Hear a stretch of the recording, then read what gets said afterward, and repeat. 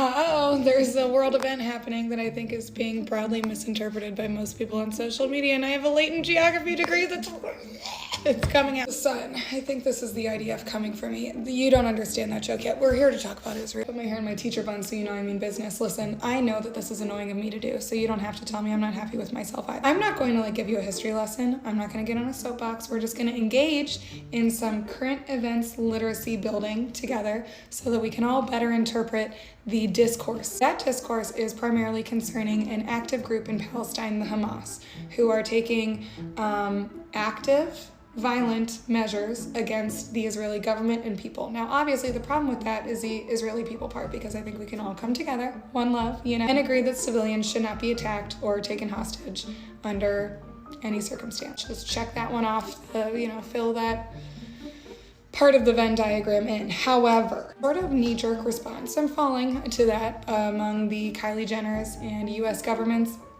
of the world has been, we stand with Israel.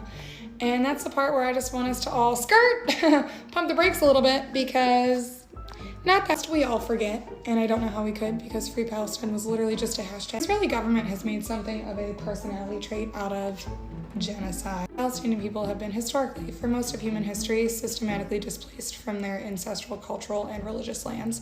And that is a huge problem, obviously for the Palestinians. And that is where this retaliation is stemming from now. There are a lot of other cultural, political, religious factors at play in that, but that is the root of the problem. So that is the first thing to keep in mind. Second thing to keep in mind is that this is not a conflict between equal powers, okay? Zara Larson said it in her Instagram story, and I'm saying it again now. This is not China and the US, this is Russia and Ukraine. And the response to this is obviously very different, which is something to be studied. It really need to be, because it's not rocket science to figure out why that. All of this is to say that there is a very large step, okay, between terrorism is bad and Israel is good. And a lot of people are sort of, pole vaulting Olympic style over that step. No. It's okay to live in that step somewhere. That's kind of where we should all be, because this isn't good, all right? But this, also really not good. That helped. I am just really ballsed up for how annoying certain types of people are going to be about this. And if I disappear, I'm not saying that it was the Israeli government, but I'm not saying that it was not the Israeli government. So keep that in mind. Have a beautiful Sunday. Sorry for this again. And my feet are numb. Goodbye.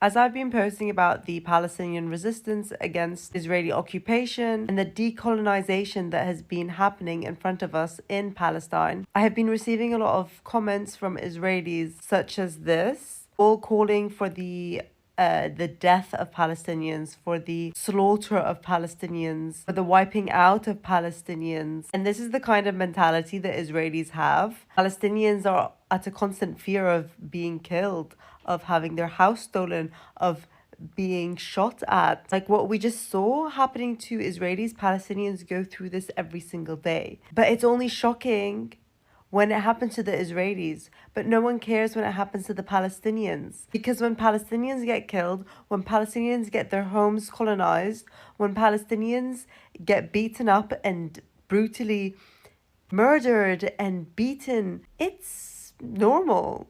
It's just another day in Palestine or Israel. But when it's the other way around, it's horrific. It needs to be condemned.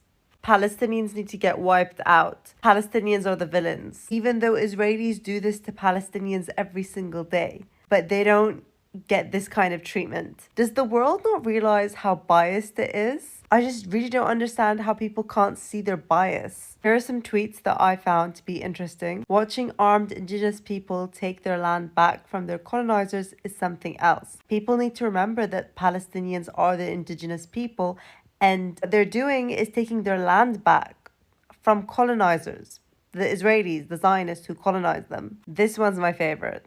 Western ideology. Ukraine has the right to defend itself. Israel has the right to invade. When Ukraine was invaded by Russia, the whole world stood with Ukraine. The whole world cheered for Ukrainian resistance against Russia, the occupying source. However, when Palestine fights against its occupier, Israel, it's condemned. Make it make sense. It's always free Palestine until the Palestinians try to do exactly that. Lol. Palestinians are freeing themselves. Why are you all mad? Palestinians are trying to liberate themselves because no one seems to help them. So why are you all annoyed? I'm a Jewish guy who had a bar mitzvah in Jerusalem and went on birthright. I lived in Palestine for 3 years, including 7 months in Gaza. I 100% support Palestinian resistance. No one can defeat me in a debate on Zionism and Palestinian resistance. Palestinians deserve to be free. Jewish activists in Germany are being called anti-Semitic for supporting Palestinian rights. The climate in Germany is quite frightening. Jewish person standing up for Palestinian rights. There's a lot of confusion and gaslighting around the term anti-Semitism. Jewish South African photographer Adam Broomberg was arrested at a Nakba Day commemoration in Berlin. The event was organized by a Jewish group to honor the memory of Palestinians who suffered massacres and displacement when Israel was founded in 1948.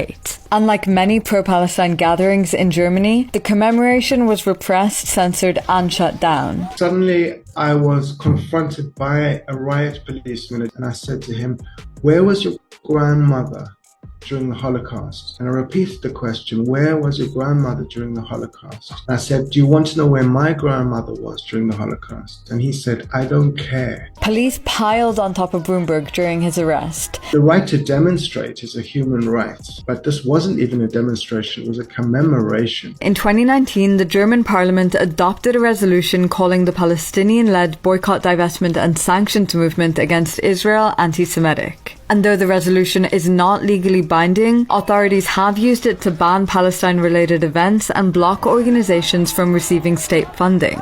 The German state weaponizes the term anti-Semitism and uses it to demonize and to silence anyone who shows any kind of solidarity with the Palestinian plight or anyone who criticizes the apartheid occupying state of Israel. Germany has a large network of anti-Semitism commissioners who are supposed to help the country combat its threat of anti-Semitism. We have a real anti-Semitism problem and it's really, really serious. I'm scared. I have 2 young children. I fear for them. And at the same time, I find myself accused of being a hateful anti-Semite who advocates for terrorism against Jews. From violent attacks against synagogues to the vandalization of Jewish cemeteries, Germany has a lot to tackle, especially as the far-right AfD party gains increasing political power. We need to look after the most vulnerable people in society. Instead, the German state and all these commissions of anti-Semitism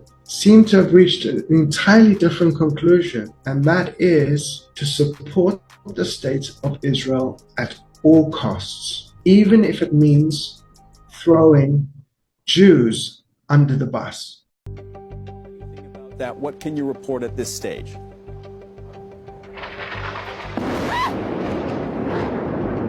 All right, Yumna, please take cover. If you are in a position to do so safely, you can explain to us what we're happening.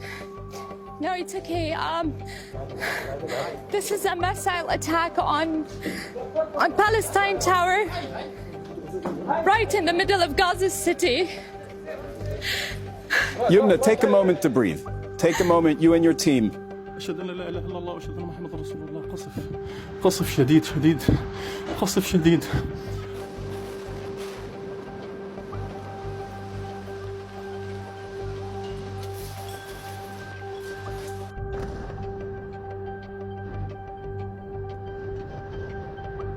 كان موجود برج وطن وهو من أجمل أبراج قطاع غزة.